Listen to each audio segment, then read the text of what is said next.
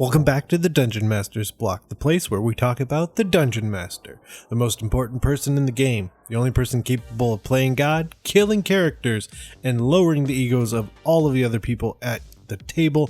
I am one of your hosts, DM Neal, aka Joke Maniac, and I'm the only one here right now, so we're gonna jump right into it because we have a wonderful episode with the amazing Lysa Chen, and we're gonna be talking about Tieflings, and it is fantastic. But before that, we are going to do an iTunes review. And this one comes from a wise DM entitled Great Show, 5 stars. I've been listening to the show for about 2 years now, and I finally got around to writing a review. This is a great podcast for new DMs and experienced DMs alike, and always leaves me with more ideas for the game than I have time to run. They give great insight to all RPG games alike, not just D&D, and it's always kept fresh with new guests and topics. So thank you, a wise DM, for that wonderful review, and hopefully, somehow, we have made you a wiser DM. But with that out of the way, let's head to the meat. I'm starving. We ain't had nothing but maggoty bread for 3 stinking days. Why can't we have some meat? The flattened meat's back on the menu, boys. Today on the meat, as you know, we are going to be going back to our series Ancestral Analysis, and today we're going to be talking about Tieflings, and we thought we would bring in someone that is well versed in the subject, and that is none other than Lysa Chen, who is a DM's Guild adept, one of the community managers for the D&D Adventurers League, the producer and host of the Behold Her podcast, and like her, I cannot say that any other way than Behold Her instead of Beholder, and she is Mercy on the Hell's Bells actual play, which airs every Sunday at 6 p.m. on the official D&D Twitch stream, and it just so happens that it's an all Tiefling party. So, hi Lysa. Hello. I am very excited that you are here, and I will kick us off in our interview section with, can you tell us a little bit, I guess, more about yourself? I know that I covered a lot of it already. Well, I am also super excited to be here to talk about my favorite subject. I love Tieflings. They're near and dear to my heart. That was a really thorough introduction. I guess I'll just mention that when I'm not writing, designing, interviewing, community managing for Dungeons and Dragons, I arrange flowers, so I'm a real life druid. Oh man, Yes. You got to follow that Instagram. are you a real life tiefling druid? Oh, if only, if only. That's awesome. Is there anything that you're currently working on, or anything you can give us hints about upcoming stuff you're going to be working on? Yeah, it's that the NDA life is rough because there's not a lot that I can share. But I am super excited that as of this recording, on Friday, a show called Adventurers Wanted is premiering on the D&D Twitch, which I am the host of. It is an Adventurers League talk show. So I'm co-hosting with our other community manager, Alan Patrick, and we'll chat announcements, adventures that were released, cool things the community is doing, and just kind of deep dive into different topics or frequently asked questions in the Adventurers League. It is a monthly show, Fridays, every 4th Friday at 11 a.m. Pacific time. So super excited to get that going. You're taking over the official Twitch stream, one show at a time. Yeah. Okay, that brings us to our surprise question, which I looked up very shortly before this recording. So it'll be a surprise to virtually everyone because I don't remember what I wrote down. But for you, I have, and I really like this one because it's not quite as far out there as some of them, but have you ever taken systems from games other than D&D and incorporated them into your D&D game? I love that idea. I've spoken to other DMs in the Adventurers League for their tips. So I know that through them, I use tips from different systems for my games. But one that I know that I took directly is I love the game Dungeon World, especially the relationships that you build between characters. It's like part of the character creation process. You figure out like maybe your relationship with one character is that you always tease them, or your relationship is that you owe them a life debt. And I love the dynamics that builds through the party, like really quickly. So sometimes when I'm playing just a one shot and you kind of have to make up that the party has been traveling together for a long time, I'll make everyone go around the table and introduce their character. And then at the end, say like some sort of memory or some sort of dynamic that they have with the character who introduced before them. And that's really fun because you can just make anything up, and then it's really fun to try to bring it up as much as possible during the game. Oh, that is awesome. I love that one. I'm totally going to steal that one because I had been looking for something like that because I know other games use it, but I think Dungeon World will be the closest to what I want. And I will use it for a thing I cannot talk about. Oh, you have secrets. Ooh. Oh, you know I do. So, with those questions out of the way, we can just jump right into it where, again, we're going to be talking all about tieflings. And to kick us off, of course, we want to kind of start with a little bit of the history, and then we will start getting into plot hooks. Ooh. So, way back in 2nd edition, we first saw tieflings. That's where they introduced them in the Planescape campaign setting back in 1994. I was 2 years old. I don't know how old you guys were. Don't tell me. And then in 3rd edition, they appear in the monster manual as a plane-touched creature. And that's real different from what they are in 5th edition. Then the Forgotten Realms campaign setting for 3rd edition brought them in as a playable race alongside the Feyre, elves with fiendish blood. And I think that's also when they introduced the Aasimar as their counterpart, like they introduce them both as playable races at the same time. And then they appear as a playable race several more times over the edition in a bunch of different books. We also got 3.5 in there, which was huge. I think that went on. And then in 4th edition, they introduced them as a playable race in the Core Player's Handbook. Ooh.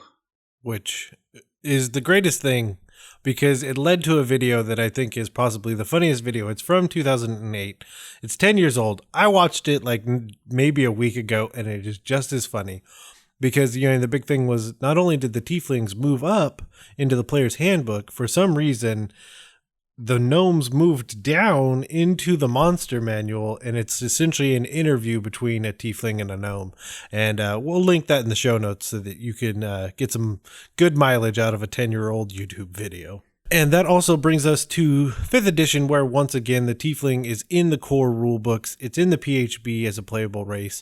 Then we have the Sword Coast Adventurer Guide, where, the Forgotten Realms was the first place to bring them to a playable race, so we were given some variants. But then we had Mordenkainen's Tome of Foes, which immediately made the tiefling the most customizable race in 5th edition by far and away, which I find really interesting because, and we'll get into this more, the tiefling already from a conceptual standpoint could be extremely different based on your personal idea of what your tiefling looked like. Now, though, it could be pretty much any mechanical version of the tiefling that you would want as well, because we now have 2 base versions and 10 variants for the tiefling in 5th edition.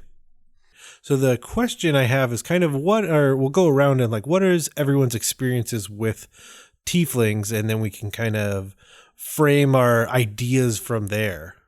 Lysa, if you want to go first, you're in an all tiefling party. Yeah. What's really cool about Hell's Bells is there's 7 tieflings, but they're all completely different personalities. They all look completely different. They have different numbers of horns. One of us, Dirge, played by Holly Conrad, doesn't even have horns. She has these insane claw hands instead. We're all different colors. So tieflings, from a cosmetic point, are so customizable, and that's part of why they're one of my favorite classes. Even before all of these variants were released, like the background of tieflings is they have some sort of fiendish ancestry. And fiends themselves all look so different. So one game that I played, I really wanted to play someone who was like half snake, half person, like a snursen. So I played a tiefling who had snake demon ancestry. And that character was really fun because she had a snake tail instead of legs. And she was always trying to pretend that she was just a normal person. So she would be like walking and like using her snake body to just like move up and down a little bit. Like she has legs and is just normally walking. It was good times.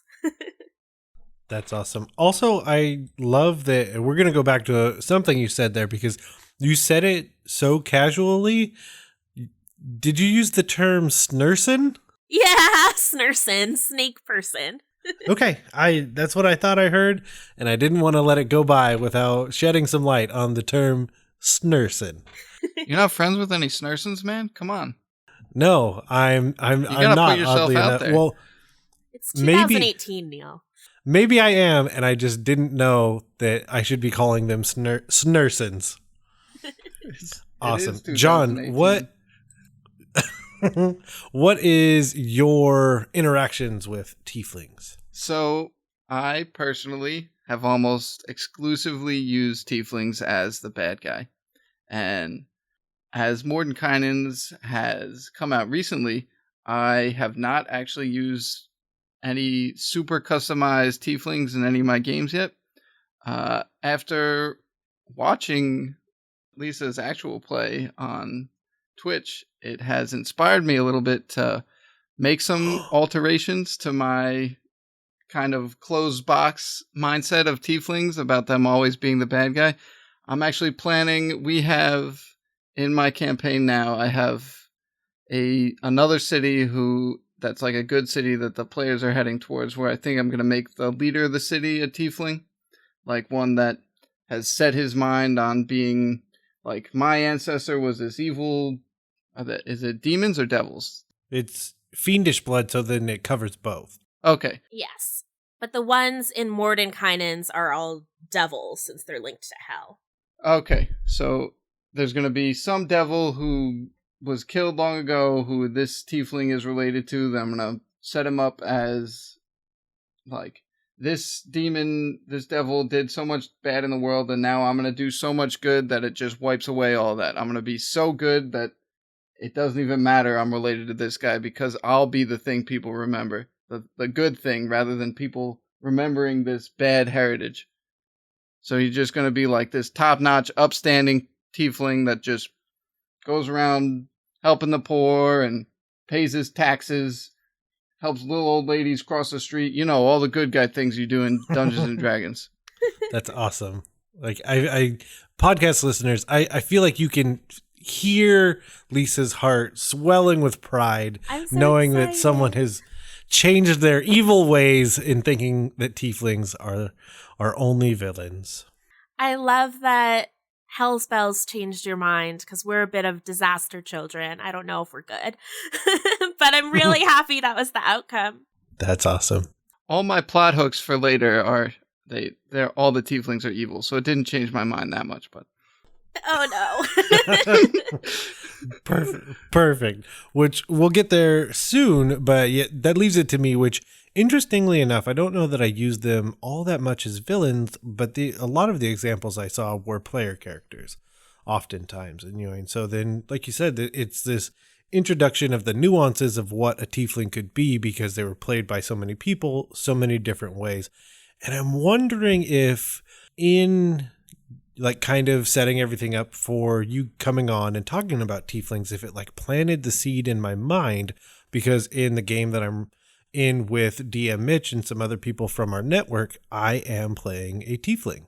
And so I went with the feral variant. So I'm a gray tiefling and I have essentially 2 tails and 6 fingers on both my hands, and I will be a blade singer wizard. You have tails on your hands? Yes, that is the interpretation, and I accept it. It's gross. I have 6 fingers on each hand, no tails. I feel like any character or any NPC could be a tiefling. And it might be interesting if a character is a tiefling without necessarily having to have some sort of in-depth background as to why they're a tiefling. They just happen to be that race. It would be interesting to see if that changes how players react to them. In one of the adventures I've written, Rats of Waterdeep, there is a detective, and he's on the City Watch, but he doesn't wear a City Watch uniform. He wears a trench coat and a fedora, and everything he says is in sort of like film noir narrator speak. And good. he just happens to be a tiefling because I thought that would be the most ridiculous. And he's got like 2 holes in the fedora for his horns, and kind of weird for characters to interact with. I think that kind of makes me think about the idea that the tiefling is always kind of subverting expectations in some way, and standing out, regardless of whether or not they want to. But like you were saying, they're in the city guard, but they're not wearing the uniform that you would expect. And so I think that's possibly the only true through line that I can think about tieflings that kind of seems true no matter which tiefling you think about, because they do look so different. Like, you can't really have a true expectation because it could come from any devil or demon that they kind of are descendants of. Yeah. Interesting. I guess the only expectation is a lot of people do think because their ancestry is fiendish that they have to be bad. I stare pointedly at John. But as a player character, sometimes it's fun if people have that expectation, and then you can either lean into it and get to play like a chaotic, like bad sort of character, or you can be the complete opposite, like you're trying to redeem all of your people and perceptions of tieflings. So this had me think of this kind of crazy idea. What if there's like a town of all just humans, and the first non-humans they interact with are tieflings, and they all look different? So then anytime they interact with another race, they're just like, oh, you guys are tieflings. But it's like elves or gnomes or any other race, and they're just like, hey, you guys are tieflings. What's up? Like, we know of you. Some of you were good. 99% were bad, but... I love that tiefling is awesome. Just their word for any other type of person. What kind of tiefling are you? A dwarf? Oh, cool. Dwarf tiefling. No. No. That's awesome. Well, you've already started us down this road, and I am ready to continue down it. And we're going to kind of talk about plot hooks, PCs, NPCs, just different ways to use tieflings in your world. And John, you went with the hilarious people that haven't interacted with other races before. So Lysa, I'll throw it over to you. What is a plot hook or idea you have for using tieflings in a game? I kind of like the idea of taking advantage of the variance in Mordenkainen's Tome of Foes and doing sort of like a mini hell dungeon for folks at a lower level, where you're not coming up against these archdevils, but there's all these different tieflings who are descended from the different archdevils, and you can deal with them almost at any level, really, since they have variance for all of them. A great way to do that would also to be kind of take some of the very basic stats that are available for a wizard, for a fighter, and then just plop on the tiefling, and now you could essentially have a party of tieflings at each level for each version, and you could easily find higher level mages, higher level fighters, and kind of add that and mix that in depending on what all you wanted to set up. And then of course thematically tying back to, you know, where they came from, which layer of hell that they're on. And I think that is an awesome idea. Which I think also means it's my turn for an idea. So this is kind of a PC or NPC idea, and doing divine classes with tieflings, I think, is extremely intriguing, because you have this, you know, they're just steeped in tying back to these fiendish bloodlines, but they, you know, completely going against that and seeking out divine intervention to power essentially their abilities, I think is a really, really cool way to go about it. Like a tiefling druid, a tiefling cleric, a tiefling paladin. Now that's awesome. And so I think having, and going back to what you said earlier, you go into this temple to this deity and you're just like, oh, okay. And then at the, at the forefront is just this tiefling, like giving this amazing speech and like rallying the people, and the party just kind of going, huh, okay. I have a lot of questions for this person right now. So that is my idea, to have a tiefling in charge of some divine order. Which leads us back to you, John. Oh no! Do you have another idea? The divine order. I do.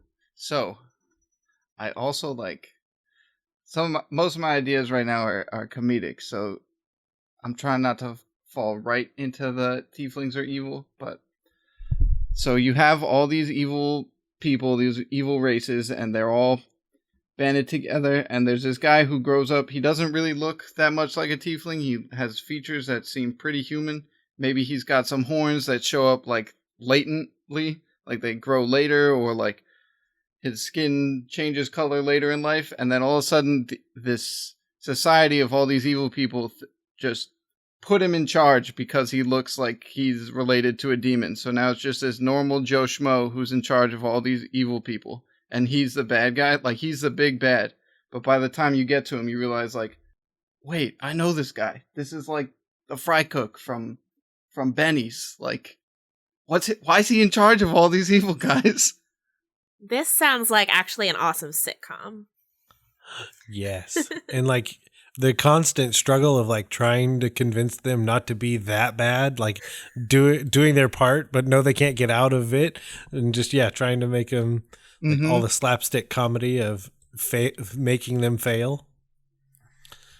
Also, I love that they're from Benny's. We can't have ad placement in here. So, Lysa, do you have another one? I like the idea of taking advantage of this idea of tieflings are necessarily evil. So maybe having an organization of tieflings that on the surface seem really shady. Maybe even have folks in a nearby village upset because they have all these prejudices against tieflings. But when the players go in there, realize that they're actually good guys. So maybe maybe they are stealing things, but they're sort of like Robin Hood kind of thieves. Like they're doing it for good. Or maybe they're an organization that's actually trying to fight against people making assumptions about tieflings. And just flipping the table on people's expectations. I like it. John's just gonna make him actually evil, though. Yeah. Just real straightforward, shady organization of tieflings. Oh, no. Double layer it. Like, they're doing this bad thing, and then you think they're Robin Hood, but no, they're just evil. Yeah. They're taking candy from babies. Yeah, they're summoning Asmodeus in their basement. Mm-hmm. It'll be fine. Which it's interesting because that kind of ties into an idea that I had. I don't know where I saw it, but the idea that the tieflings in your world are nomadic people because they are shunned. Like essentially, they don't get to have a home because no one is willing to essentially let them settle down. And so the tieflings are these nomadic tribes, and you could still have, the idea of these different tribes living, the different types of tieflings kind of turning into the different types of tribes. So maybe they even war against each other because, like, oh, well, I'm descended from so-and-so, so I hate you. And they're like, well, we're descended from so-and-so and we don't like you either. And they're also, it almost makes me think of barbarians in a way, like the different tribes and who they tie back to. And just, and also, I guess that also means that they would tie back very deeply to their ancestry, and their bloodline becomes important. Like, I am a descendant of this archdevil, and that is where we draw our power, and that is who we also like pay homage to and do all of these things. So, yeah, nomadic tieflings. Terrifying. I love that idea of like how to treat tieflings in a setting. That's really cool. Mhm. Also, now that I'm going to pose a question back. Lysa, what kind of animal would these nomadic tieflings use to get from place to place? Gosh, I don't know. Well, all I can think about is llamas right now because Okay, we done. Okay, done. We have 2 paladins in Hellspells, and they just were able to summon Steed. And one of them has this beautiful black mastiff, like all fluffy. And the other one has like this chubby, like derpy faced llama with a pillow. And it's like not quite big enough for the tiefling. So his feet like scrape on the ground as the llama goes. So that image is in my mind. And that is what all nomadic tieflings use. Done. Llamas that are the perfect height. Like you essentially, each tiefling can kind of put their tippy toes on the ground. The llama pops out from under, and then they're already in this dead sprint. It looks amazing and real weird. Yeah, amazing's a word. Awesome, John. We'll toss it back to you. All right. To keep going on tieflings as nomadic, I have this sort of AU for a world where there's only 6 of each of these tieflings. So I guess 2 base, 10 variants, has 20. So then there'd be 120 tieflings in the world. And each of them, Oh, wow. like if all 6 are gathered, their souls are ripped out of them and the demon or devil they're related to is summoned. And the way that these tieflings exist in the world is like there always has to be 6.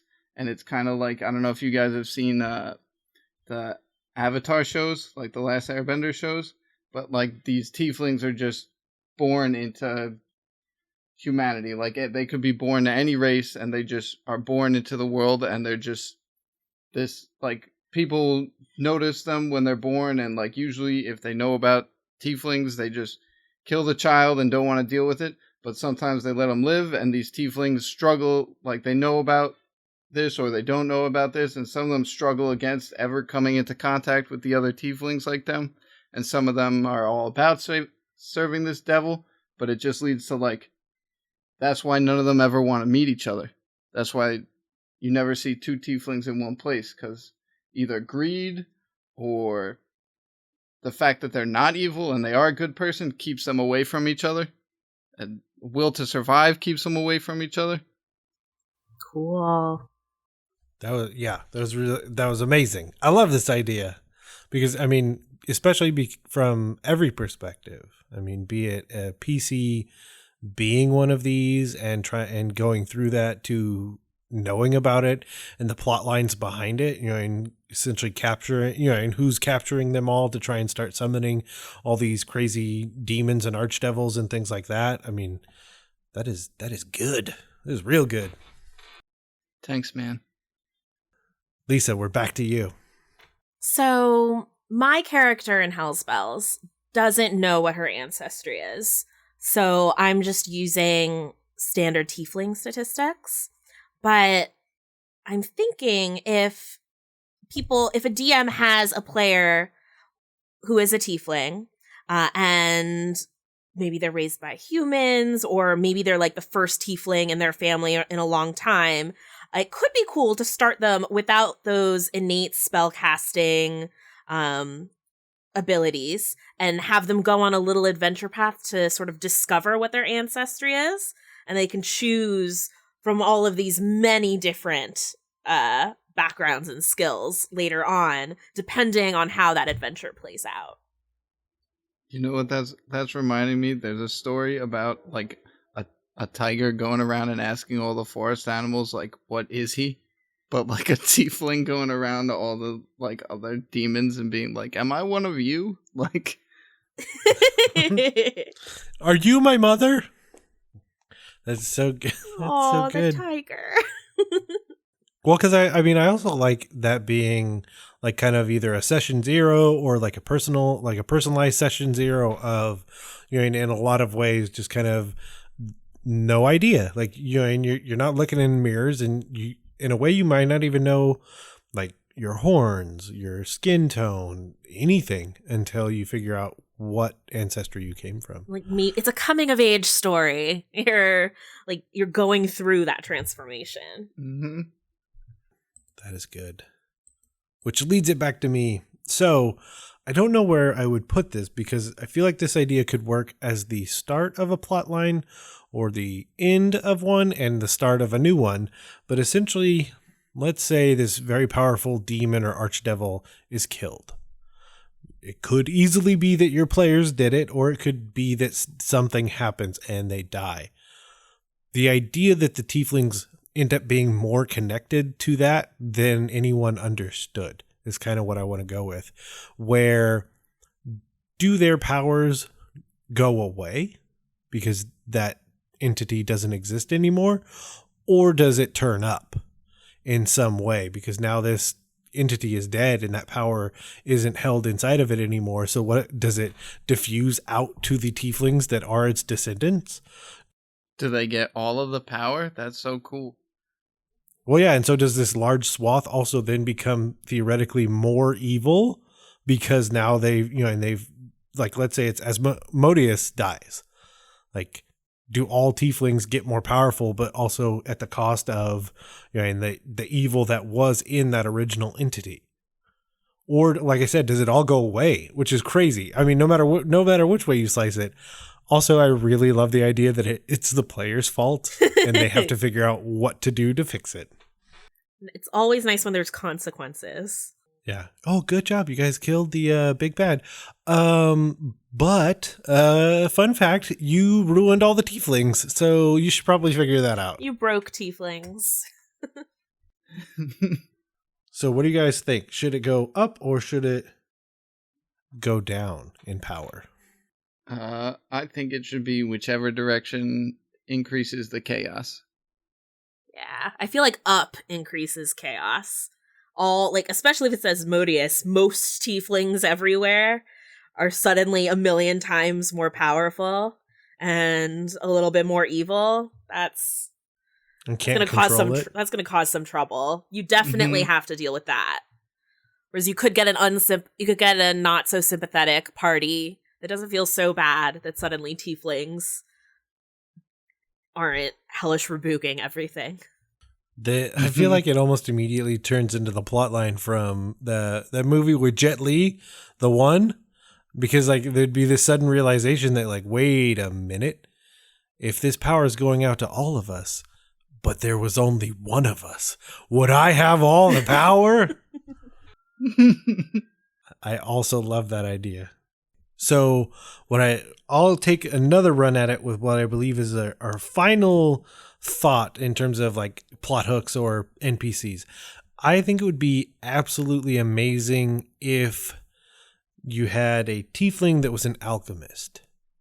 Because it feels like it's kind of like on the side, but then it also makes me think of like, this connection to the fiendish bloodline and hellfire and brimstone, but just using it as raw material. Like it's not something that they really care about, but they just use it, and the idea of magic and just that it's this logical step of like, oh, well, I could just use it to make better things.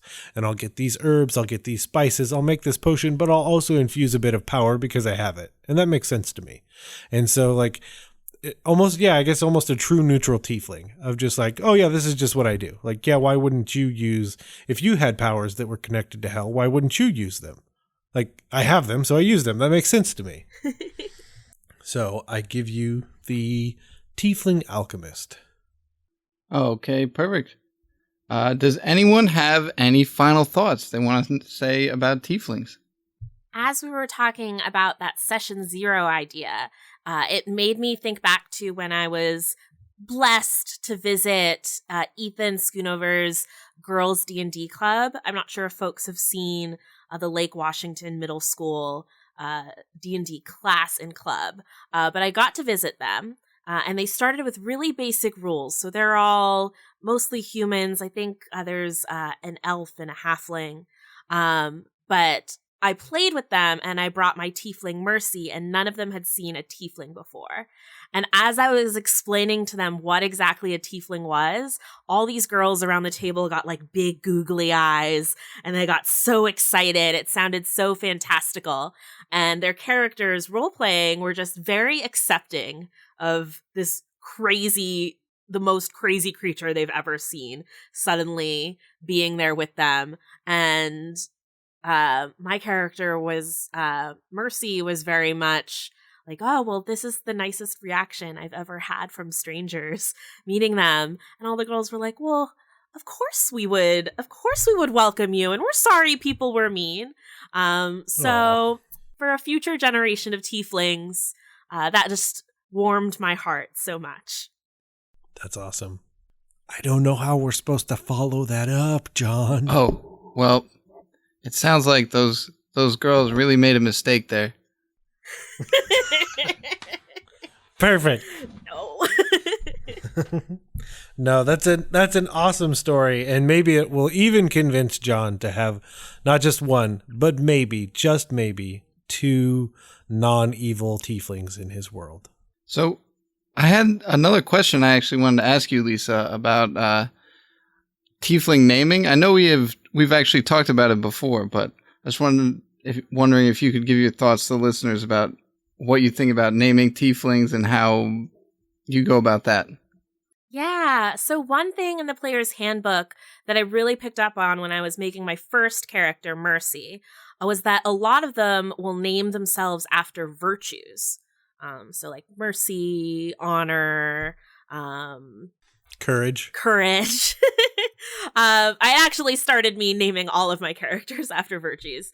Yep, I had my thoughts immediately. Yeah. But I love that because in addition to people just having expectations of how you're going to play your character because you look like a tiefling, once your name is a virtue, then there's also expectations of what your specific personality would be like. And that's another moment when you can either lean into that and for Mercy be the kindest, sweetest person ever, or do what I do and be the opposite. And Mercy is like this chaotic fire machine. Awesome. So that's really cool. A really cool aspect of tieflings. Yeah, especially the other idea is, going completely against it, like, well, yeah, Mercy's just my name. Or also being like, well, no, this is what I interpret Mercy to be. And like, tieflings, so many options, so many cool options. And I think that is the note I will leave this on is make a tiefling and then make another one. Because you should really figure out what tiefling you want to be, because you can literally be anything you can dream up. I mean, get a monster manual. That's an absolutely amazing way to figure out what kind of tiefling you want to be, because you find a cool monster and you're like, oh, this is what I came from. So, Lysa, we have an even more important question for you. Where can people go to find all the things you're doing online? Oh, well, I'm very active on Twitter, so folks can find me at MercifulDM, MERCYFULDM. You can also check out my website, lysachen.com, Lysa also spelled with a Y, which has links to all of the D&D adventures I've written, and then also all of the other crafts and creative endeavors that I have. Awesome, and we'll have links to both of those in the show notes. But with that, Lysa, thank you for coming on to Ancestral Analysis and talking all about tieflings with us today. Yeah, thank you so much. Thank you so much for having me. We just want to thank Lysa again for coming on, sharing her knowledge, sharing her time, and just being an amazing guest.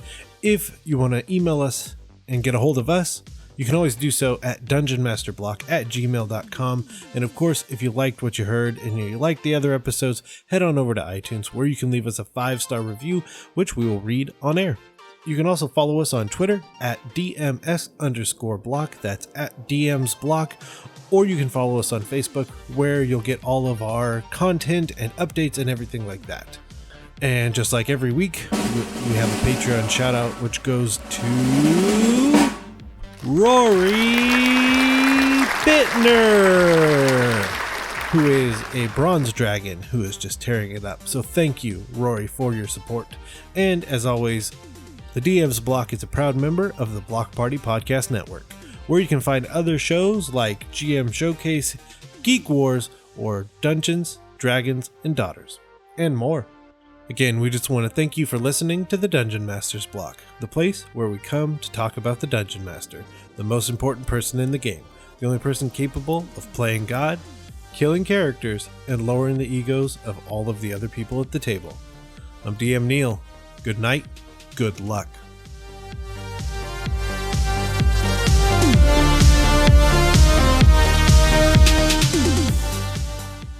Oh, sorry. I was choking, I guess. So I was dying. Oh no! You killed me with your great idea. I was like, I have words. Get them out. You guys might need to keep going without me for a minute while I fix this. Oh, okay. He's gonna fight someone. They said Tieflings are all evil, and he said, no, I got a great friend, Lysa, who told me that they are not, and I will fight you.